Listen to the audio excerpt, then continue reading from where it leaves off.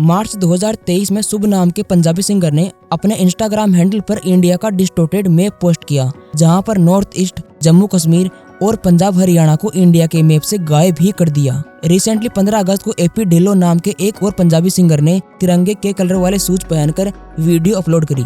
आज कुछ लोगों को छोड़कर हर पंजाबी सिंगर खालिस्तान को सपोर्ट करने में लगा हुआ है, जिसमें सिद्धू मूसेवाला, जिसकी लास्ट ईयर डेथ हो चुकी है, जेजीबी, हार्डकोर, इंद्रपाल मोगा जैसे बड़े बड़े नाम शामिल हैं। आप इन सिंगर्स के गानों में वही देखोगे जो पाकिस्तान चाहता है, पंजाब को इंडिया से अलग करना। चाहे वो सिद्धू मूसेवाला का मदरलैंड सॉन्ग हो या इंद्रपाल मोगा का डाकू या हो जेजीबी का पुत सरदारा दे, हर गाने में खालिस्तान और खालिस्तानी लीडर भिंडरावाले को ग्लोरीफाई करने का काम किया गया है। ये सिंगर्स अपने गानों में भिंडरावाले को दिखाते हैं, जिसको इंडियन गवर्नमेंट ने बाकायदा एक आतंकवादी डिक्लेयर कर रखा है। लेकिन वहीं पर शहीद भगत सिंह, जो कि एक महान फ्रीडम फाइटर थे, वो इनके गानों में कभी भी नजर नहीं आते। तो अब सवाल यह है कि क्यों इंडियन पंजाबी सिंगर्स पाकिस्तान का साथ दे रहे हैं? अगर ये लोग रियल में सिख धर्म और पंजाब से इतना प्यार करते हैं तो इनके गानों में भगत सिंह ना होकर भिंडरावाला क्यों है? और सबसे इम्पोर्टेंट सवाल, इसमें पाकिस्तानी खुफिया एजेंसी ISI का क्या रोल है? सो इस पूरी कहानी को समझने के लिए हमें थोड़ा सा पंजाब और पाकिस्तान के रिलेशन को समझना होगा। जब भारत पाकिस्तान का बंटवारा हुआ था तो पंजाब भी 2 पार्ट्स में डिवाइड हो गया था।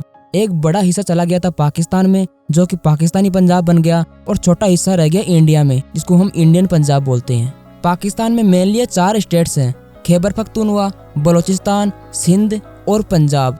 आज एरिया के हिसाब से बलूचिस्तान फर्स्ट रैंक पर आता है पाकिस्तान में और सेकंड पर आता है पंजाब, लेकिन पॉपुलेशन के मामले में पंजाब पहले नंबर पर आता है। आज पाकिस्तान की 21 करोड़ की पॉपुलेशन में से लगभग 11 करोड़ लोग ऐसे हैं जो पंजाबी बोलते हैं और पंजाबी भाषा समझते हैं। वो लोग पंजाबी गाने भी सुनते हैं और पंजाबी फिल्म भी देखते हैं। लेकिन रियल में बात करूँ तो वहाँ पर गानों और फिल्मों के नाम पर कुछ भी नहीं है, बिकॉज जो पाकिस्तान की गरीबी। लेकिन दूसरी तरफ इंडिया में हर साल हजारों गाने रिलीज होते हैं। आज के समय पंजाबी म्यूजिक इंडस्ट्री में 400 से ज्यादा रजिस्टर्ड म्यूजिक लेबल्स हैं, जो हर दिन 15 से 20 गाने रिलीज करते रहते हैं। 2019 में ही पंजाबी म्यूजिक इंडस्ट्री ने 4000 से भी ज्यादा गाने रिलीज कर दिए थे। म्यूजिक इंडस्ट्री ही नहीं, पंजाबी सिनेमा भी हर साल 50 से 60 मूवीज रिलीज कर देता है। सो अब होता यह है कि जो पाकिस्तानी पंजाबी लोग हैं वो आज गानों से लेकर फिल्मों तक हर प्रकार के एंटरटेनमेंट के लिए इंडियन पंजाब के ऊपर डिपेंडेंट हो चुके हैं। हमारे पंजाबी सिंगर्स का पाकिस्तान में इतना बड़ा इन्फ्लुएंस है कि वहाँ के जो पॉलिटिशियन हैं वो इनको इलेक्शन कैंपेन तक में यूज करते हैं। जैसे एक पाकिस्तानी पॉलिटिशियन ने खुलेआम कहा कि जब सिद्धू मूसेवाला की फोटो मेरे पोस्टर में लगाई गई तो वो पोस्टर वायरल चला गया।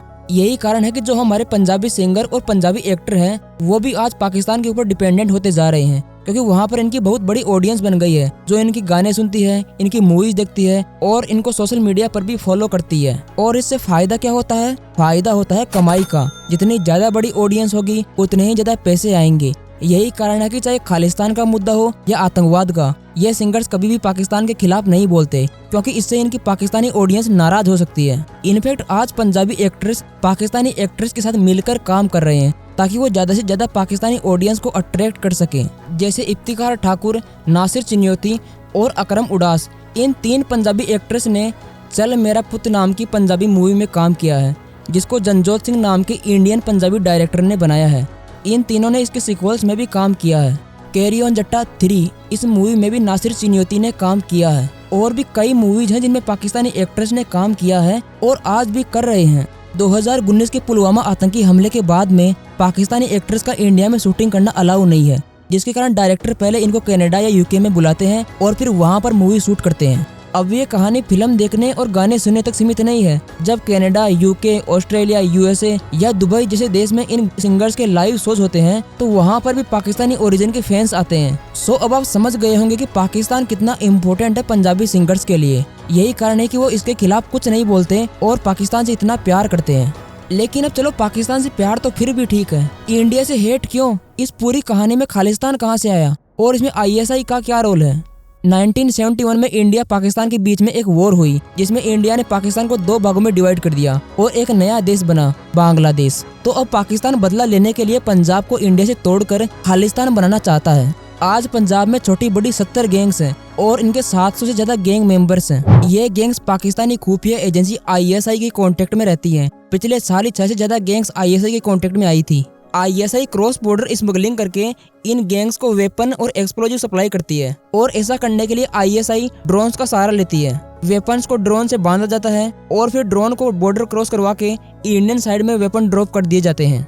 नेशनल इन्वेस्टिगेशन एजेंसी NIA के अनुसार ISI इन गैंग्स को हथियार सप्लाई करके पंजाब में टारगेट किलिंग करवाती है और इसका सबूत है हाल ही में पंजाब के 8 अलग अलग शहरों में हुए 8 हिंदूवादी नेताओं की हत्या। NIA के अनुसार सिद्धू मूसेवाले के मर्डर में भी ISI का हाथ है और ISI ये इसलिए कर रही है ताकि हिंदुओं और सिखों के बीच में दरार पड़ जाए और वे आपस में लड़ने लग जाए, जैसे कि 1980 में हुआ था। यही नहीं, जब सिद्धू मूसेवाले का मर्डर हुआ तो फेक पाकिस्तानी अकाउंट्स ने ट्विटर पर ये हैशटैग चलाया, रो किल्ड मूसेवाला, जिससे कि सिद्धू मूसेवाला के फैन इंडियन गवर्नमेंट के खिलाफ हो जाए। लेकिन अब इसमें पंजाबी सिंगर्स की क्या गलती है? पंजाबी सिंगर्स की 2 गलतियां हैं। सबसे पहले बात करते हैं गन कल्चर की। आज पंजाब में गन या अदर किसी वेपन को पब्लिकली दिखाना इलीगल है, लेकिन फिर भी ये लोग अपने गानों में गन कल्चर को प्रमोट करते हैं और ऐसा करने के लिए कई बार इनके ऊपर FIR भी दर्ज हो चुकी है, लेकिन फिर भी ये वही काम करते हैं। ये जो गन कल्चर है, इससे पंजाब के यूथ पर बहुत नेगेटिव इम्पैक्ट पड़ रहा है और पंजाब में दिन ब दिन गैंग वार बढ़ती जा रही है। दूसरा गलत काम जो पंजाबी सिंगर्स कर रहे हैं, खालिस्तान को प्रमोट करना। अवतार सिंह खांडा ये वही आदमी है जिसने लंदन में इंडियन एम्बेसी से तिरंगे को उतारने की कोशिश करी थी। ये एक खालिस्तानी आतंकवादी है और इसका पिता भी एक खालिस्तानी आतंकवादी था। लेकिन इससे भी बड़ी बात ये है कि इसके साइड में कौन बैठा है। गिप्पी ग्रेवाल, एक फेमस पंजाबी सिंगर, एक्टर और म्यूजिक प्रोड्यूसर। मार्च 2023 में एक famous Punjabi producer big bird ने ये ट्वीट किया, I am Punjabi not Indian. Big bird ने एक और ट्वीट किया जिसमें खालिस्तानी आतंकी अमृतपाल सिंह को सपोर्ट करने की बात कही गई थी। ये वही बिग बर्ड है जो सिद्धू मूसेवाले जैसे खालिस्तानी सिंगर्स के साथ कई गानों में काम कर चुका है और सिद्धू मूसेवाला ही नहीं, और भी कई सिंगर हैं जो आज खालिस्तान को प्रमोट कर रहे हैं। ये जो भी खालिस्तानी सिंगर हैं वो सारे कनाडा में रहते हैं। जी हाँ, वही कनाडा जो आज खालिस्तानियों का एक अड्डा बन चुका है। हाल ही में हमारे विदेश मंत्रालय ने यह कहा कि कनाडा एक्सट्रीमिस्ट और टेररिस्ट के लिए एक सेफ हेवन बन चुका है और रिपोर्ट तो ये निकल कर आ रही है कि कनाडा में जो भी खालिस्तानी एक्टिविटीज होती हैं उनको ISI करवा रही है। यही कारण है कि पंजाबी सिंगर्स को ISI का म्यूजिकल पपेट्स भी कहा जाता है, क्योंकि अल्टीमेटली जो काम ISI करना चाहती है वो काम ये लोग कर रहे हैं। ये लोग जो भी कर रहे हैं उससे पाकिस्तान को फायदा मिल रहा है इंडिया को डिवाइड करने में। आज ये सभी सिंगर्स अपने आप को बहुत बड़ा सिख दिखाते हैं, लेकिन इनके मन में अगर सिख धर्म के प्रति थोड़ी बहुत भी रेस्पेक्ट होती तो ये भिंडरा वाले को अपने गानों में ना दिखाकर भगत सिंह को जगह देते। लेकिन ये ऐसा नहीं करते। क्यों नहीं करते? क्योंकि इससे पैसे नहीं आएंगे। बट अब वो दिन गए जब पाकिस्तानी ऑडियंस के भी मजे लो और इंडियन ऑडियंस के भी। अब इनको एक चीज चुननी होगी, भारत या फिर पाकिस्तान। क्योंकि अब अगर ISI या पाकिस्तान का साथ दोगे तो तुम्हारे साथ भी वही होगा जो शुभ के साथ में हुआ है। शुभ के सारे म्यूजिक कॉन्सर्ट जो इस महीने इंडिया में होने वाले थे वो लोगों के भारी विरोध के कारण अब कैंसिल हो चुके हैं, क्योंकि अब लोग अवेयर हो रहे हैं। उनको पता है कि इस आदमी ने 6 महीने पहले इंडिया के बारे में क्या पोस्ट किया था। Thank you.